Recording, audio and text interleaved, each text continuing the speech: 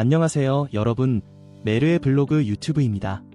삼성전자와 SK하이닉스의 HBM 전쟁에 관한 글입니다. HBM에 대해 알아보며 시작합니다. HBM은 고대역폭 메모리로서 여러 개의 D램을 수직으로 층층이 쌓아서 데이터 처리 속도를 향상시키는 기술입니다. 초기 HBM은 4층이 1개라 층당 2GB라면 8GB가 1개였습니다. 성능은 크게 차이가 나지 않는데 가격이 몇 배나 비싸다 보니 HBM은 가성비가 나오지 않았습니다. 가성비는 나쁜데 HBM을 필요로 하는 초고성능 게임도 출시되지 않아서 수요가 없는 상태였습니다. 돈이 안 된다고 본 삼성전자는 2019년 HBM 사업에서 철수하게 됩니다. 삼성전자가 철수한 이후에 HBM은 빠르게 발전했습니다. 3세대에 접어들자 가격은 여전히 비쌌지만 성능이 획기적으로 개선되었습니다. HBM3에서는 12층짜리 24GB까지 등장하게 된 것입니다. 기존 방식은 동일 면적의 메모리를 2GB에서 3GB로 올린 정도인데 HBM3는 24GB까지 쌓아버린 것입니다. 위로 쌓아서 GPU와 HBM 간 통신거리가 짧으니 노이즈 간섭이 적어 성능이 개선되었고 소비 전력도 4분의 1로 낮아지게 됩니다. 예상하지 못한 곳에서 HBM을 필요로 하는 수요가 일어납니다. AI가 뜨기 시작한 것입니다.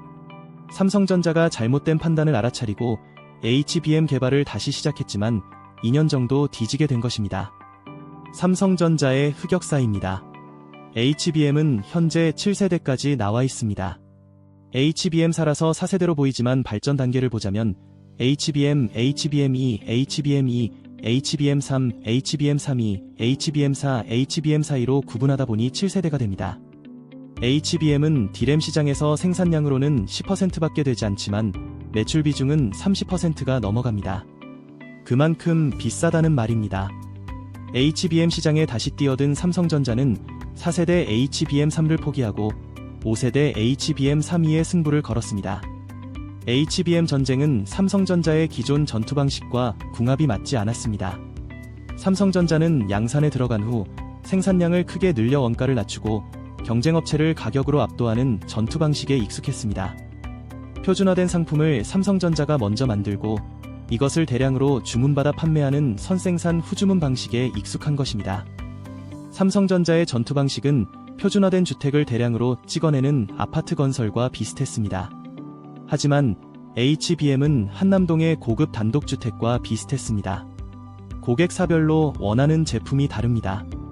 표준화된 제품을 찍어내는 게 아니라 고객이 원하는 제품을 만들어야 하니 선생산 후주문이 아니라 선주문 후생산이 일반적입니다. 삼성 스타일이 아니었던 것입니다.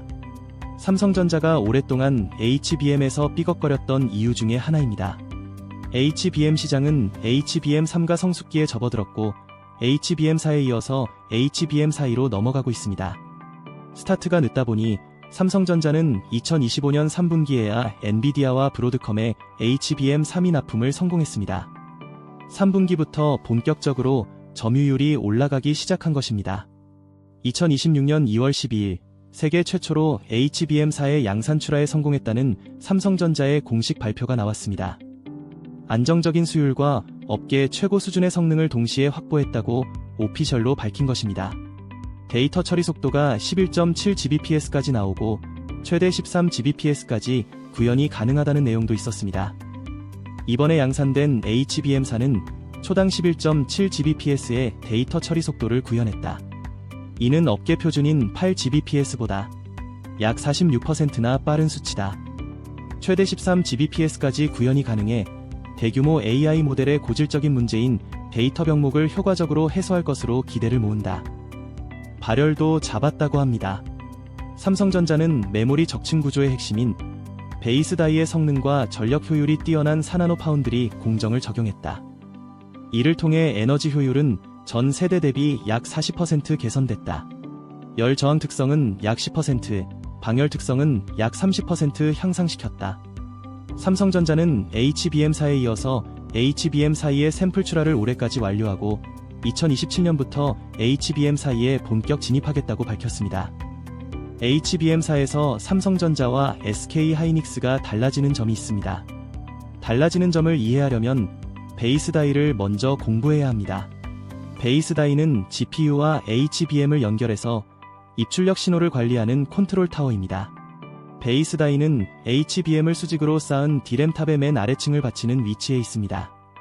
과거의 베이스 다이는 HBM의 GPU와 메모리를 연결하는 단순한 통로였습니다. HBM이 4와 4.2로 발전하면서 단순한 통로였던 베이스 다이가 컨트롤 타워가 되고 있습니다. 데이터를 통제하고 간단한 계산은 베이스 다이에서 바로 해버릴 수 있게 됩니다. 이것을 맞춤형 HBM이라고 부르고 있습니다. HBM3까지는 삼성이나 SK하이닉스가 만든 HBM을 엔비디아 등이 그대로 썼다면 HBM4부터는 설계 단계에서 고객사가 참여를 합니다. 우리 AI 모델은 특정 데이터를 많이 쓰니까 베이스 다이 안에 그 데이터를 미리 정리하는 기능을 넣어줘 라는 요구를 할 수 있는 것입니다. 똑같은 HBM이라도 엔비디아용, 구글용 등이 다르게 설계될 수 있어서 맞춤형 HBM이라고 부릅니다. 베이스 다이에 두뇌인 라직이 생기는 공정이라고 해서 라직 공정이라고 부르기도 합니다. HBM3에서 HBM4로 넘어갔다는 것은 단순한 속도가 아니라 개념이 바뀐 것으로 보면 됩니다. 삼성전자는 베이스 다이의 자사 파운드리의 4나노 공정을 활용하고 SK하이닉스는 TSMC의 12나노 공정을 활용했습니다. 나노가 적을수록 최신 공정이라 삼성전자는 자사 파운드리의 4나노 공정을 활용해서 11.7gbps의 동작 속도를 확보한 것입니다. 삼성은 메모리와 파운드리를 모두 보유한 장점을 살렸고 SK하이닉스는 1위 파운드리 회사인 TSMC의 신뢰성을 선택한 것입니다. 4나노를 사용하면 전력 효율과 동작 속도, 발열에서 모두 12나노보다 유리해집니다. 삼성의 HBM4가 11.7gbps를 달성했지만 SK하이닉스의 HBM4는 10에서 11gbps를 목표로 설계를 한 것으로도 알 수 있습니다. 엔비디아가 11gbps를 요구하면서 SK하이닉스는 성능을 최대한 올리기 위해 설계 수정 작업을 한 이유입니다. 승패의 관건은 수율입니다. SK하이닉스는 성능보다는 안정된 TSMC의 12나노 공정을 사용해서 수율을 최대한 뽑는 전략을 채택한 것입니다. 삼성전자 HBM4 수율이 65%까지 올라온 것으로 보여지지만 돈을 많이 벌려면 SK하이닉스 수준인 80% 이상까지 올려야 했습니다. 삼성전자의 수율이 SK하이닉스 수준으로 오르면 삼성전자가 유리하지만 수율 차이가 많이 나면 SK하이닉스가 선택을 잘한 것입니다.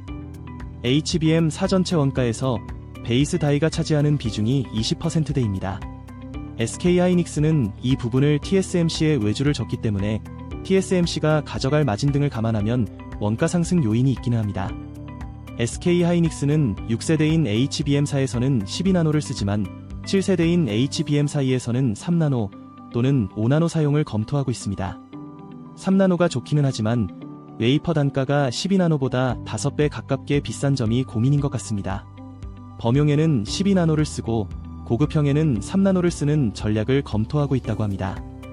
최근 열린 GTC 2026 등에서 삼성전자는 HBM4E까지는 4나노를 사용하고 HBM5에 2나노를 적용하겠다는 로드맵을 공개했습니다. 삼성전자의 CTO가 흥미로운 기술 하나를 추가로 공개했는데요. HBM입니다. 지금까지 HBM은 GPU와 HBM을 같은 기판 위에 나란히 놓고 연결을 하는 구조였습니다. GPU와 HBM 사이에 거리가 있으니 데이터가 이동하는 데 시간이 걸리고 전력도 많이 소모되었습니다. GHBM은 HBM을 GPU 옆에 놓는 게 아니라 GPU 위에 올리겠다는 것입니다. 삼성전자의 발표에 의하면 데이터 전송 속도가 기존 HBM보다 4배 빠르고 소비 전력은 4분의 1이 나올 것이라고 합니다. HBM을 GPU 위에 쌓으니 사용하는 면적도 그만큼 줄어들게 됩니다. 당장 올해부터 양산에 적용되는 기술은 아니지만 말이 되는 방식이라 관전 포인트에 넣어둘 필요는 있어 보입니다. 한 줄 코멘트. 경쟁은 좋은 것입니다. 양사가 기술로 치열하게 경쟁해서 3자가 끼어들기 어렵게 앞서 나갔으면 좋겠습니다. GHBM은 진행 경과를 모니터링 할 필요가 있어 보입니다. 오늘 내용이 좋았다면 구독과 좋아요 부탁드려요. 여러분의 응원이 큰 힘이 됩니다.